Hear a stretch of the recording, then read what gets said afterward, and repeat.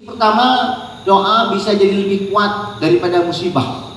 Jadi doa itu bisa jauh lebih kuat daripada musibah. Dengan adanya doa, maka doa mampu mengalahkan musibah. Maka kalau yang seperti ini, kita diuntungkan adanya doa. Banjir mungkin menimpa orang, tapi wasiat doa dan dia dapat memenangkan musibah. Kita pernah dengar ya bagaimana gempa, bagaimana banjir, bagaimana gunung meletus.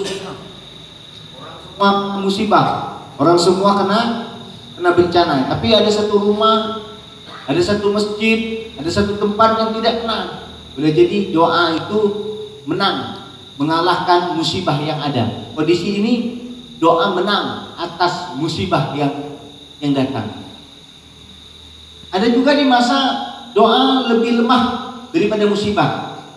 Akibatnya doa ini terkalahkan oleh musibah, dan tentunya musibah menimpa orang yang bersangkutan. Tapi karena adanya doa, musibah itu jauh lebih ringan. Wasilah dari doa. Orang ini tetap kena musibah, tapi karena adanya doa jauh lebih ringan. Sebenarnya kalau kita ngomong, Buya sendiri mengalami. Saya sakit, jelas-jelas sakit, benar-benar sakit, dan diperiksa ya sakit. Tapi karena ada doa, maka sakit yang saya rasakan, walaupun saya tetap harus sakit, menerima sakit itu jauh lebih ringan dengan adanya doa. Ini luar biasa. Yang harusnya orang dibor kepalanya, dibor. Tidak bisa membayangkan kalau kepala dibor. Islam juga melarang orang untuk mengobati sambil merusak anggota tubuh. Ini dibor. Kalau sudah dibor, lama-lama kecil digerinda. Oke, bahaya. Lagi pakai jigsaw. Karena memang benar alat yang dipakai itu sama seperti alat pertukangan, alat untuk orang operasi kepala. Memang pakai gergaji ya gergaji, cuma hanya untuk gergaji untuk batok kepala, prakok, kan ngebor, memang ngebor, cuma hanya untuk otak, untuk tulang, untuk kepala. Kalau untuk kayu, untuk besi, dan itu Islam tidak pernah memberikan solusi seperti itu. Nah, dengan doa, kalaupun harus sakit, maka doa mampu meringankan sakit itu, mampu meringankan musibah itu. Kita jangan coba-coba meremehkan doanya, luar biasa. Kondisi yang ketiga, antara doa dengan musibah, dia saling menyerang, saling mengalahkan. Nah, Hakim meriwayatkan dalam sahihnya dari Aisyah radhiyallahu anha, yang mengatakan bahwa Rasulullah sallallahu alaihi wasallam bersabda, la yu'ni hadarun min qadari wa du'a'u yadfa'u mimma nara mimma nazala wa mimma lam yanzil wa innal bala'a la yanzilu fayalqahu ad-du'a fayattalijani ila yaumil qiyamah. Sikap waspada tidak mampu menolak takdir. Kewaspadaan kita, kehati-hatian kita tidak mampu menolak takdir. Maaf ya.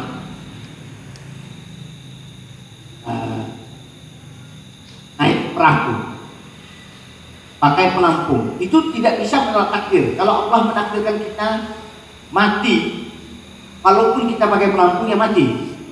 Ingat, naik motor pakai helm, itu tidak mampu mengubah takdir. Ingat, itu tidak mampu mengubah takdir. Tapi kalau bahasa kita ikhtiar, it's okay. Tapi kalau bicara bahwa jangan pakai pelampung ini aman, tidak akan mati kalau di tengah laut, dah. Karena kewaspadaan itu tidak mampu menolak takdir. Tapi ya, doa dia memberikan manfaat kepada hal-hal yang telah terjadi dan yang belum terjadi. Jadi doa ternyata dia mampu memberikan manfaat kepada hal yang belum terjadi dan yang telah terjadi. Dan pada saat musibah itu turun, doa segera menghadapinya. Keduanya saling bertarung hingga hari kiamat. Itu hebatnya doa. Jadi daripada kita, kalau ditanya daripada kita, bukan ngomong tidak ya, daripada kita membesar-besarkan teknologi tapi tidak pernah berdoa, lebih baik berdoa tapi tidak pakai teknologi. Itu lebih baik. Karena kita bicara tentang nas. Waspadaan kita naik batang, wah, pakai besi, rantai, diikat dengan ini semua luar biasa. Tapi tidak berdoa. Lebih baik tidak usah. Lebih baik tidak usah pakai itu semua, tapi berdoa. Tapi kalau harus dipilih mana yang lebih utama, berdoa dan pakai alat pengaman. Itu yang benar. Tapi kalau disuruh milih, tidak berdoa, tapi pakai alat yang pengaman yang bagus, pilih yang mana? Berdoa. Pilih doa. Kenapa?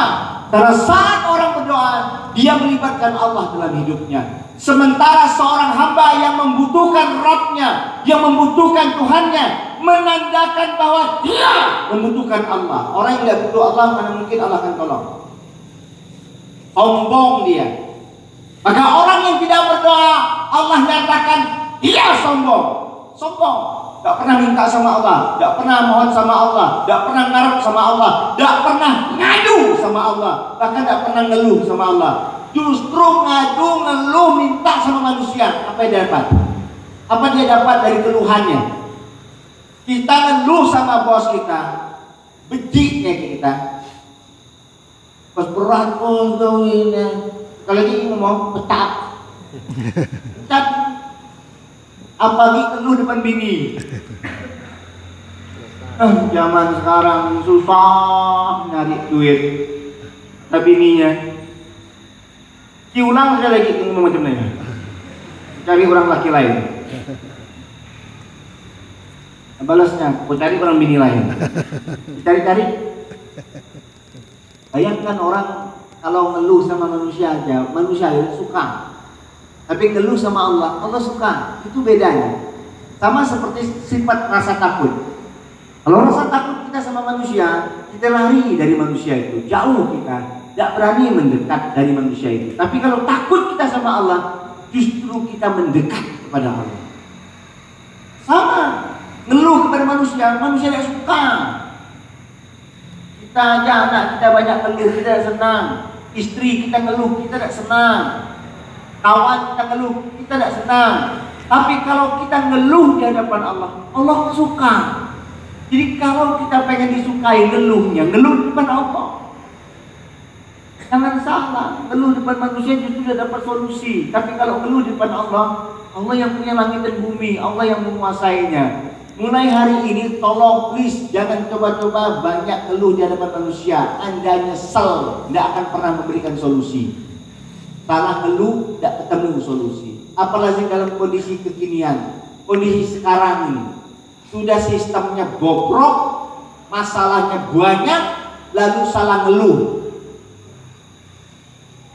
rusak. Mulut kita ngomong ngeluh ke manusia, selesai. Minta sama Allah, tuntut keadilan di depan Allah Subhanahu wa Ta'ala. Allah yang menentukan. Tidak apa-apa. Hari ini orang berbuat zalim semena-mena. Dia belum tahu bahwa bagaimana pertanggungjawaban di hadapan Allah Subhanahu wa Ta'ala. Jadi, ayo banyak-banyak ngeluh di hadapan Allah Subhanahu wa Ta'ala. Disebutkan juga dalam kitab yang sama dari Ibnu Umar radhiyallahu anhu bahwa Nabi sallallahu alaihi wasallam bersabda, "Ad-du'a yanfa'u mimma nazala wa mimma lam yanzil. Fa'alaikum ibadallahi bid-du'a." Doa akan memberikan manfaat terhadap apa yang telah terjadi walaupun belum terjadi. Yang terjadi berikut yang belum terjadi. Itu hebatnya doa. Masa lalu, masa sekarang, masa yang akan datang. Itu hebat doa. Makanya rugi orang tidak menjadikan doa ini sebagai kebiasaan. Makanya jangan malas doa. Dulu para sahabat ada apa-apa ngeluhnya ke doa. Mohon maaf, ada ada Nabi ajarkan, jangankan hanya perkara yang ribet-ribet, yang sulit-sulit, perkara gak garam pun di rumah minta sama Allah, itu hebat. Mulai hari ini semakin risau kita sama Allah, ngeluhnya kepada Allah, makin banyak minta sama Allah, semakin banyak solusi yang Allah berikan. Jangan salah. Jadi duit di kantong nak beli bensin, jangan langsung stres. Matilah ada duit di kantong nak beli bensin, ambil wudhu, doa, ya Allah berikan hamba bensin. Itu keren. Orang kalau sampai tahap tuh minta bensin sama Allah, tahu, buktikan aja macam mana Allah ngasih solusi. Pokok di pinggir jalan, dorong aja, pokoknya dorong aja. Jangan nunduk tapi sesekali nengok ke belakang. Biar orang tahu kan. Apa Bang Yadi? Mobil mogok, bensin habis. Oh. Bang Yadi tahu nggak di mana orang jual bensin? Tidak tahu. Nanti bantu deh Bang. Nok, berapa liter Bang biasa Bang? Liter jadi dah berapa isi biasa itu? 5 liter. Mana duit Bang? Jadi duit kan? Oh, nih rupa. Walaupun Bang, bacalah belinya. Kita tidak tahu. Yang penting doa, ya Allah, hamba perlu bensin ya. Mungkin remeh-temeh, tapi kalau minta sama Allah, tidak akan pernah rugi. Minta aja lah sama Allah. Kalau bahasa kami dalam dakwah, risau orang soleh, orang beriman sampai datang. Maka risaunya sama Allah. Nah, kadang-kadang lo nikah tuh risaunya sama manusia. Payah, sekarang nyari cewek, nyari orang gini, yang nak kayak kita, payah. Mau nggak kawan? Oh imam deh. Model gini memang payah mah, dari muka kalau payah. Sama, ngomong sama Allah, ya Allah, mau pengen nikah ya Allah, ngadu sama Allah. Semakin sering kita ngadu Allah suka. Allah yang ngatur. Ada cerita satu masa, ada orang yang sudah siap dilamar, siap pernikahan, yang perempuan dan keluarganya sudah nunggu, janji jam 8 pagi, jam 8 pagi, bayangkan. Acara pernikahan sudah disiapkan, makan minum sudah disiapkan, tenda sudah disiapkan, penghulunya sudah datang, jam 8 pagi belum datang orang laki yang nak melamar, yang nak akad nikah belum datang. Ditunggu sampai jam 9, dia datang. Ditunggu sampai jam 11, sampai jam 10 tidak datang, sampai jam 11 datang, sebelum zuhur tidak datang. Ternyata ada kabar bahwa orang laki itu memutuskan tidak mau menikahi perempuan yang sudah dia lamar. Lalu orang tua perempuan tadi berdiri di depan orang banyak. Assalamualaikum warahmatullahi wabarakatuh. Laki-laki yang tadinya mau melamar anak saya memutuskan untuk membatalkan akad nikah pagi ini. Bagi saudara-saudaraku yang masih dalam keadaan bujang yang mau menikah dengan anakku, angkat tangan. Subhanallah. Ada peserta ya yang datang, dia duit, dia apalah. Benar ini serius, dia punya apalah. Saya Pak siapa? Gak pakai apa? Mas kawin lah de, acara pernikahan lah de, tenda lah de, penghulu lah de. Jam sebelum jam zuhur sah jadi laki orang, sah. Itu nyata. Nyubi ya. Cari pun aja model ya. Cari orang bini yang gagal dilamar orang laki. Gak tunggulah. Pas tengok orang bini rupa 70 tahun umur. Tapi ini kisah nyata. Bagaimana Allah mengatur soal rezeki, benar nggak? Soal jodoh. Jadi tugas kita itu apa? Minta sama Allah. Remeh ya, minta garam sama Allah. Remeh, minta bensin sama Allah. Makanya ngajar anak kita betul-betul sahabat semua. Anak kita ya belilah ya sepeda ya, orang tengah musim sepeda enak. Ayah boro-boro nak beli sepeda, makan di kita yang susah. Jangan macam itu. Ya belilah sepeda. Oke, minta sama Allah nah. Ya minta sama Allah. Mana ya cara minta sama Allah? Berdoa. Habis sholat berdoa, ya Allah berilah aku sepeda. Sebut nama mereknya nak, sebut mereknya. Tidak apa-apa dah. Sebut ya Allah, aku nak BMX. Sebut. Terus saya berdoa datang anaknya, ya mati lah Allah meri kan. Sabar doa ki sampai Allah meri. Sampai tua budak ya. Lama itu kinagi kaya. Sepeda kumbang. Gampang macam itu nanam akidah. Tauhid yang benar terhadap anak kita. Setiap apa yang mereka perlukan, perintahkan mereka minta sama Allah. Kalau istri saja mampu kita didik, insya Allah. Istri kita mampu didik, suruh minta semua ke Allah. Bang, minta duit bang, amelikan, minta ke Allah. Gimana nanya abang ngaji? Jangan nanya, minta ke Allah. Macam mana cara bang? Ambil wudhu, pakai mukena, sholat duha, minta sama Allah. Selesainya wudhu, duha, minta sama Allah. Beri 5.000. Ini dari abang 5.000 dari Allah lupa deh, tunggu weh. Tapi yakinkan, insya Allah pelan-pelan, itu Allah yang ngatur. Kalau orang sudah tauhidnya benar, asas segala amal, iman dulu. Kalau iman benar, insya Allah. Orang kalau iman sudah kokoh, insya Allah. Urusan dunia ini tidak akan pernah mengkhawatirkan ketika di hati seorang istri yang beriman, suami yang beriman, anak yang beriman, keluarga yang beriman. Itu rumusnya. Bukan persoalan bahwa mohon maaf ini pinter itu pinter ini, tidak percuma. Berapa banyak orang yang pinter yang tidak punya iman, rokok karena tidak punya kekuatan iman. Tipu dengan dunia karena tidak punya iman. Iman nomor satu, yakinkan. Jadi kalau orang sandarannya ke Allah, mintanya ke Allah, ngarepnya ke Allah, maka kalau tidak dikabulkan Allah, ingat, kalau tidak dikabulkan oleh Allah, tidak sakit hati karena Allah tahu yang terbaik untuk kita. Itu kita tidak baca. Kalau dengan manusia kita baca nuntut, ini bohong. Tapi ingat, baik menurut Allah, insya Allah baik menurut kita. Tapi buruk menurut Allah juga buruk untuk kita. Tapi baik menurut kita, belum tentu baik menurut Allah. Kita ini tidak boleh jadi ukurannya Allah. Kalau yang jadi ukurannya Allah, sementara kita semua percaya kepada Allah dan menetapkan diri kita beriman kepada qadarullah, takdir Allah, apapun yang Allah lakukan untuk kita, maka itu yang terbaik untuk kita. Tentu, bagaimana kita berani mendelegasikan bahwa diri kita punya Allah, milik Allah. Kita tidak baca mengatur Allah, karena Allah yang maha mengatur. Sebatang bambu, bagaimana dia mampu mendelegasikan dirinya kepada seorang tukang kayu?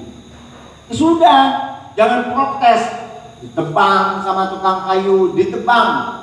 Pakai parang, pakai gergaji. Sudah apa? Dibelah. Sudah dibelah apa? Diserut. Sudah diserut apa? Dipaku. Sudah dipaku apa? Diamplas. Tapi karena dia percaya apa yang dilakukan oleh si tukang kayu, maka bambu ini akan menjadi apa? Akan menjadi kursi yang bagus, akan menjadi meja yang bagus, akan menjadi sesuatu yang bermanfaat.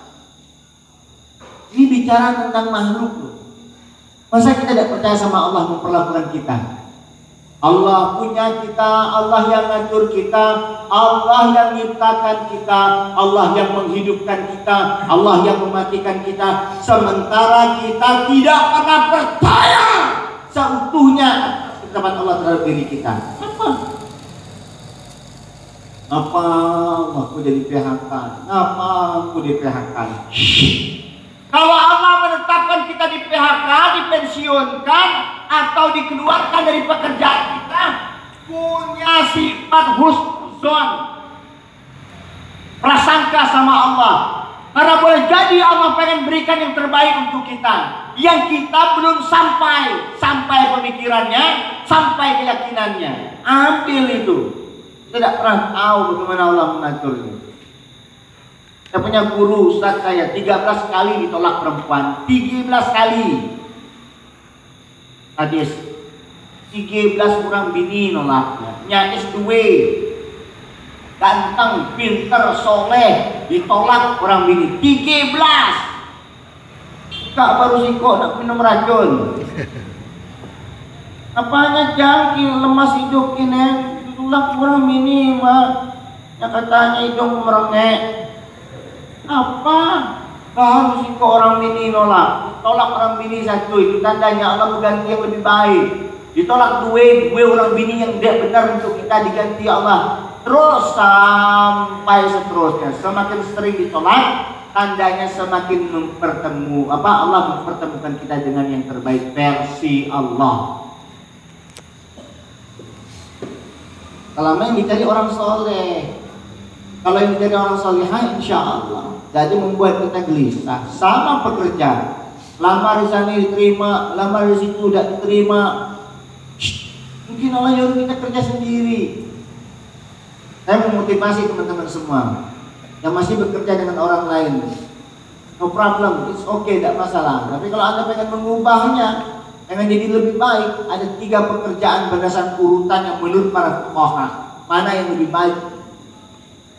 Yang pertama, kerjaan yang terbaik menurut Quran dan hadis, dalil Quran dan hadis yang diungkapkan para ahli fikih.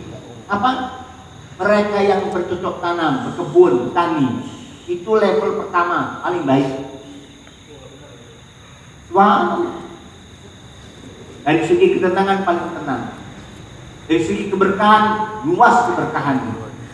Orang nanam jagung, orang yang nanam jagung, dengar baik-baik sahabat semua, bayangkan orang nanam jagung itu kalau dia makan sedekah, pahala sedekah dapat, dia makan pahala sedekah, dijualnya dinafkahi keluarganya dapat pahala sedekah, dimakan burung pahala sedekah, dimakan hama pahala sedekah, dimakan pemaling pahala sedekah. Tidak ada apa yang sia-sianya dari nanam jagung. Wah, makanya kalau ada orang ngambil barang tanaman kita, tidak usah sedih, insya Allah sedekah. Nanam jambu, diambil orang buah jambunya, alhamdulillah sedekah. Dimakan ke nanam alpukat, dimakan ke tupai, alhamdulillah sedekah. Prinsipnya selama makan hasilnya bagus, gak apa-apa, ada tenang baik. Tanam alpukat, orang ambil buahnya, insya Allah sedekah. Yang enggak bisa susah itu kalau yang ambil batangnya. Lagi ngambil buah beri lah, insya Allah berkah. Pun yang ambil batang lain cerita, tidak baca lagi yang ambil buah. Nah, jadi pada ini orang-orang kalau ikan ngambil buah-buahan pun ngambil lah kepuas ikan. Selama bermanfaat ambil lah. Asal jangan ikat cabut ke batang-batangnya. Insya Allah bermanfaat, pahala semua. Bekerja itu begitu. Jadi kalau kita mau cari pekerjaan yang disukai Allah dan Rasulnya, yang bertani, bercocok tanam.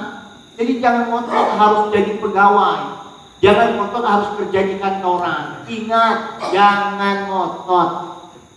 Awak map kemana-mana ngelamar, gak diterima, kesel, akhirnya bunuh diri. Dari mana kita belajar? Bawa ijazah kemana-mana, akhirnya putus asa, kecewa, gak mau lagi kerja. Seakan-akan sumber rezeki hanya di kantoran. Seakan-akan sumber rezeki hanya berpakaian rapi.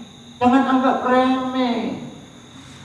Ada orang nanam semangka, dia berbekal hanya bibit semangka, tambah dengan kapur, tambah dengan pupuk kandang. Saya pinjamkan lahan, ajak menghasilkan sekali panen semangka dapat 65 juta. Dan itu real, kamu udah sungguh-sungguh. Tanya saja, mahal saham nanam saham, musim mubi nanam mubi, nanam dia ikut orang. Nak asal terus nanam orang meninggal. Kadang-kadang kita tuh ngikut orang, tapi tidak pernah punya pendirian. Jadi ikuti, yakini selama itu halal, lakukan, tidak usah takut. Tidak usah menganggap bahwa pekerjaan kantoranlah yang terbaik. Akhirnya apa? Ketika tidak bekerja di kantor, kita menjadi orang yang apatis, yang tidak bersyukur. Bahaya. Kerjaan yang nomor 2, orang yang mengerjakan sesuatu dengan tangannya.